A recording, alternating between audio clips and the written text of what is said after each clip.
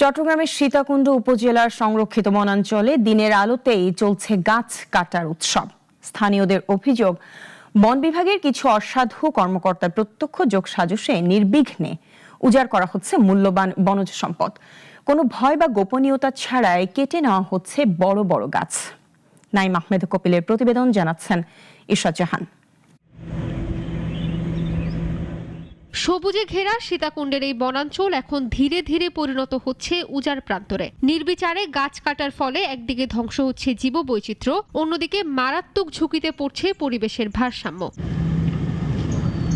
সম্প্রতি উপজেলার বাঁশবাড়িয়া ইউনিয়নের ইউনিটেক্সের পূর্ব পাশে বন কর্মকর্তাদের ম্যানেজ করে প্রকাশ্যে গাছ কাটার অভিযোগ উঠেছে। স্থানীয়দের অভিযোগের তীর সরাসরি বারবকুণ্ড ফরেস্ট অফিসার মোহাম্মদ মাসুদের দিকে। গাছের দখল ও বিক্রি ঘিরে রাজনৈতিক প্রভাবশালীদের মধ্যেও তৈরি হয়েছে দ্বন্দ্ব। অভিযোগ রয়েছে বিএনপির দুই পক্ষের মধ্যে এই অবৈধ কাঠ ব্যবসা নিয়ে সংঘর্ষের ঘটনাও ঘটেছে।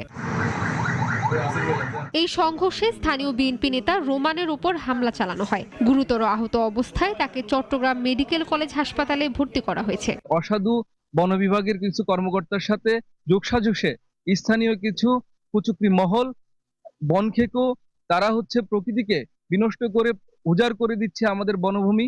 আমরা প্রতিবাদ করলে আমাদের বিরুদ্ধে মামলা দেয়। ওই মামলা মেয়েদের আমি 2 বছর জেল খাটছি। তারা মিলিটারি লই গেছে, একাশি আছে আর ওই মানুষের নিচে আমার ভাইকে হামলা করছে অতিরিক্তভাবে।